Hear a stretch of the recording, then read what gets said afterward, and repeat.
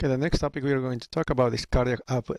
Cardiac output basically it is the amount of blood that comes out of the heart every single time the heart pumps. The cardiac output is depending of two variables, heart rate and stroke volume. Heart rate is how many times your heart is going to pump the blood per minute. And the stroke volume is the volume the left ventricle pumps out. So then cardiac output, stroke volume times heart rate. You have in here resting values, the heart rate, 75 beats per minute. The stroke volume is approximately 70 milliliters per beat. So that means that you're going to pump approximately 5,250 milliliters per minute, which is approximately 4 to 6 liters.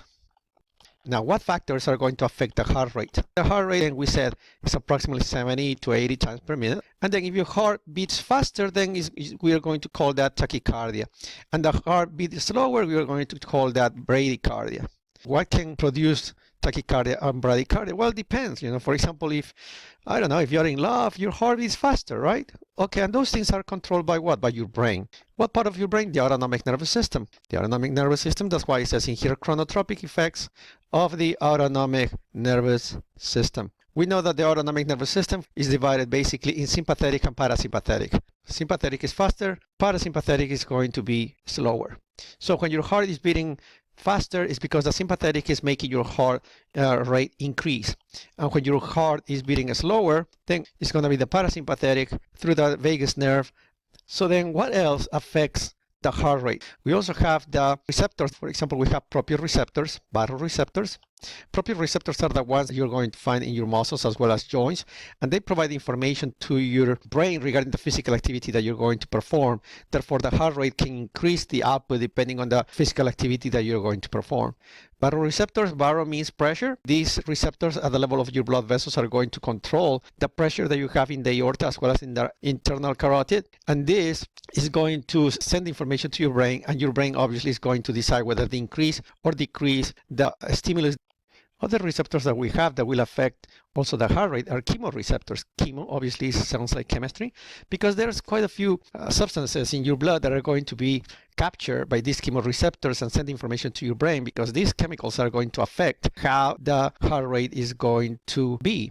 So for example, they are very sensitive to changes in the levels of oxygen as well as carbon dioxide. Carbon dioxide is related to the pH, so also changes in pH will affect the heart rate. Other chemicals that are very important, potassium as well as calcium. We talk about the chemicals, and right here you have, as I was telling you, potassium, also calcium. So then we have the stroke volume. There are three factors that affect stroke volume. One of them is the preload.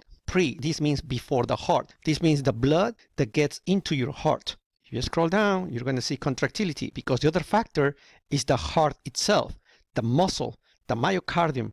And the next one that you're going to have that affects the stroke volume, if one of them is the preload, then guess what the next one is going to be? The other one is afterload. That means the blood after your heart. So any factor that affects the amount of blood that gets into your heart, basically the preload, then will affect the stroke volume. Let's imagine that you have the vena cava, right? The vena cava basically is the one that returns the blood to your heart. So imagine that the vena cava is supposed to return 5 liters of blood, and for whatever reason, the vena cava returns only 2 liters of blood instead of 5. So then that means that the heart gets less blood. Therefore, the stroke volume is going to be less because your heart is receiving less blood. Contractility. In this case, let's assume that the vena cava returns 5 liters to the heart.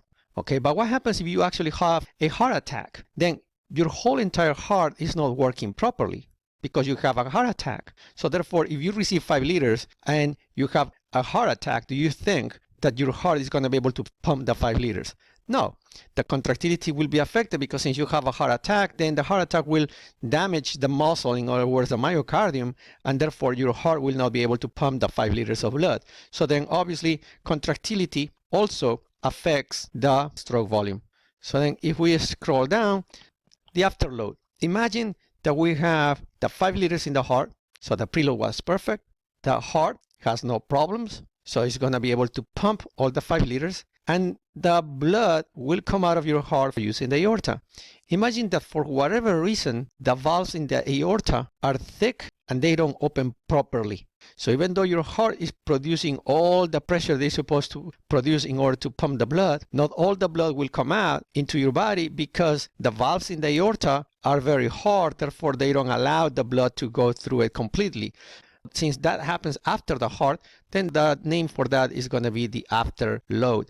Then the factors that affect the stroke volume are going to be the preload, contractility, as well as afterload. If we keep scrolling down, then we're going to see exercise and cardiac output. Obviously, it doesn't come as a surprise to anybody that if you exercise, the cardiac output will increase, right? The stroke volume will be higher, and the heart rate, your heart is going to beat faster. So obviously, the cardiac output is going to be higher. So when you exercise, you have a higher cardiac output. The next thing that we have is table 19.1, shows you some of the agents, chemicals, for example, that will affect cardiac output.